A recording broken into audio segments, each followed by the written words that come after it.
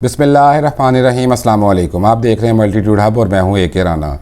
सारा इनाम कत्ल केस की लेटेस्ट अपडेट मैं आपको बता देता हूं कि सारा इनाम जो कत्ल हुई मशहूर साफ़ी अयाज़ अमीर के बेटे शाहनवाज़ अमीर के हाथों, उसकी लेटेस्ट अदालती कार्रवाई क्या कहती है और वो सवाल जिनके जवाब आप सब जानना चाहते हैं कि कत्ल तो किया शाहनवाज़ अमीर ने अपनी बीवी सारा इनाम को, तो उसमें मशहूर साफ़ी अयाज़ अमीर को क्यों पुलिस ने अरेस्ट किया, अदालत आलिया ने क्यों उसका जिस्मानी रिमांड दिया।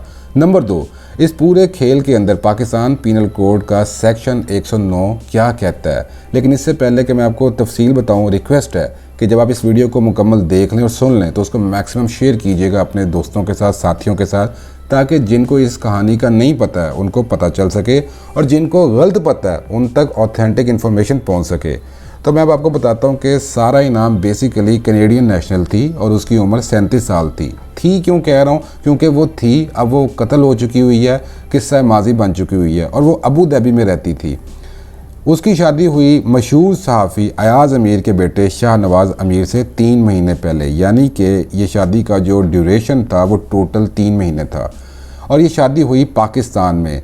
और उसकी वजह ये थी कि अयाज़ अमीर ने सारा को कहा कि आप ऐसा करें कि पाकिस्तान आ जाएं, यहाँ पे ही आपकी शादी करेंगे, और उसने वैसा ही किया। वो पाकिस्तान आ गई और चकवाल में सारा की शादी हो गई शाहनवाज़ अमीर से। अब आप सोच रहे होंगे कि चकवाल में शादी क्यों हुई। उसकी रीज़न ये है कि चकवाल अयाज़ अमीर का आबाई इलाका और वहीं पे उनका आबाई घर है, इसलिए वहाँ पे शादी हुई।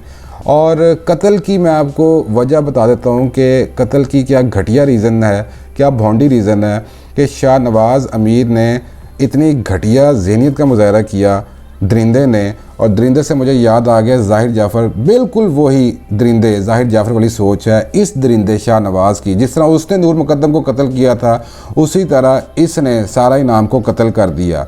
और रीज़न मैं आपको बताता हूँ कि क्या है कि एक गाड़ी थी मर्सिडीज़ जो कि मलकियत थी सारा इनाम की, और शाहनवाज़ अमीर ने अपनी बीवी की मलकियत वाली गाड़ी को उसको बताए बगैर, उसको इन्फॉर्म किए बगैर अपने नाम पे उसकी ओनरशिप को ट्रांसफ़र कर लिया। इस चीज़ पे फड्डा हो गया, नोक झोंक हुई, तलकलमी हुई, चीखो पुकार हुई, बहस मुबासा हुआ, फड्डा हुआ।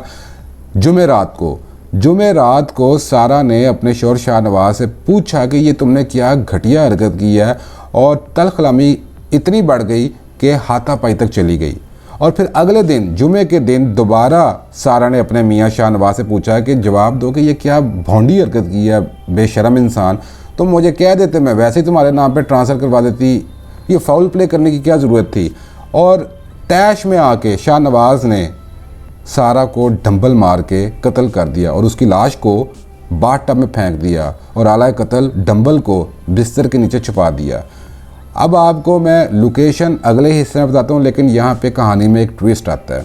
ट्विस्ट ये आता है कि अयाज़ अमीर जो कि शाहनवाज़ के वालिद हैं, मशहूर सहाफ़ी अयाज़ अमीर, ख़ुद पुलिस को फ़ोन करके बताते हैं कि मेरे बेटे ने अपनी बीवी का कत्ल कर दिया है और वो इस टाइम फ़लाँ जगह पे है, आप जाके उसको अरेस्ट कर लें। पुलिस को लोकेशन मालूम करने में थोड़ी मुश्किल होती है और ये अयाज़ अमीर ने बताया कि मैंने टाइमली पुलिस को बता दिया था, बट उनको मुश्किल हुई थी लोकेशन ढूंढने में।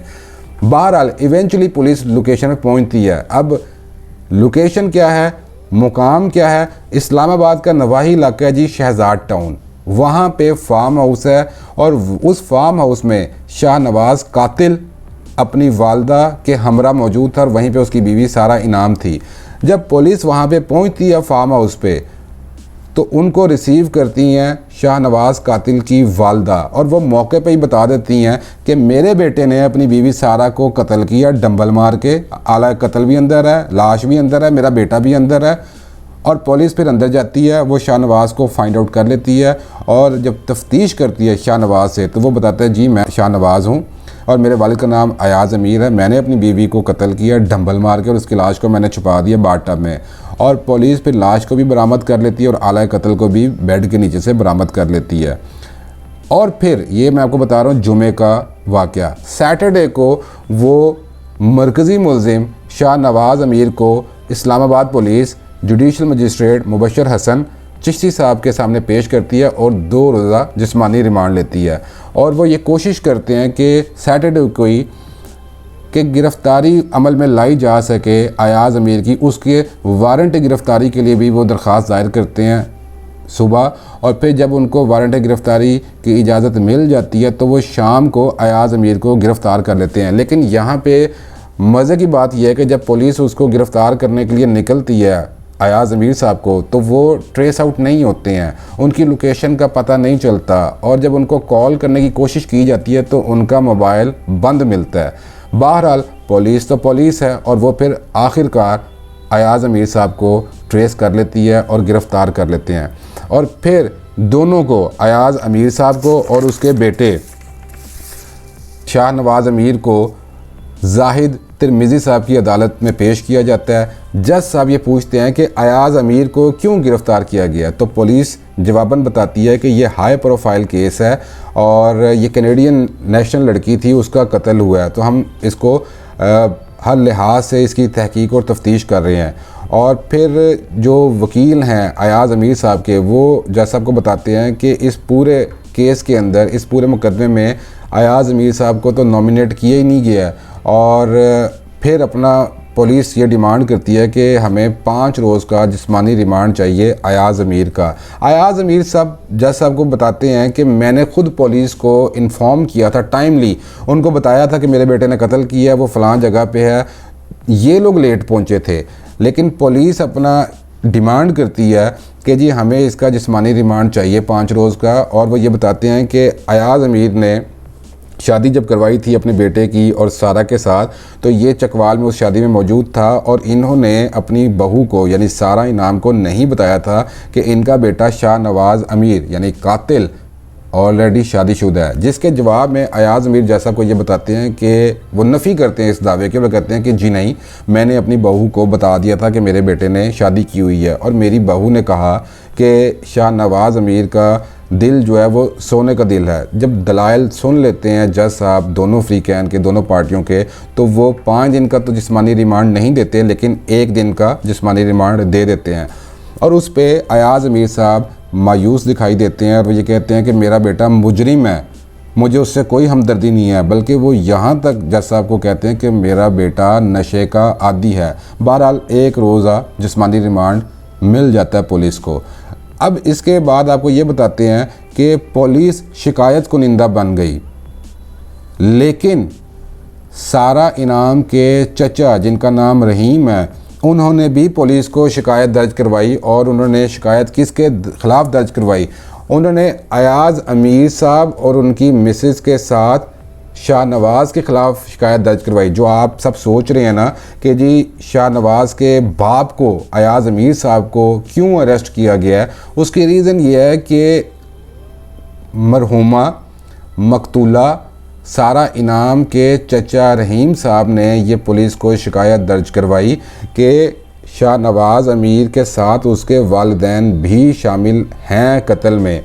और उन्होंने ये कहा कि इस शादी को खुफिया रखा गया सारा के पेरेंट्स से, यानी कि लड़के वालों ने शाहनवाज़ अमीर जो उसका मियाँ था कातिल, और उसके वालिद अयाज़ अमीर, उसकी माँ, सब ने इस शादी को लड़की के माँ बाप से खुफिया रखा, जिसकी वजह से ये साबित होता है कि वो बदनीयत थे, उनकी गलीज़ घटिया ज़हनीत सामने नज़र आती है। और फिर इस शिकायत के अगेंस्ट पुलिस ने FIR में सेक्शन 109 पाकिस्तान पीनल कोड को दर्ज कर लिया, और फिर वो पहुँचे वारंट गिरफ़्तारी के लिए, और फिर उन्होंने ये जिस्मानी रिमांड की सदा की। तो ये सारी कहानी थी कि क्यों अयाज़ अमीर साहब को गिरफ़्तार किया गया, और क्यों उनका जिस्मानी रिमांड हासिल किया गया, और क्यों अदालत आलिया ने 1 रोज़ा जिस्मानी रिमांड दे दिया।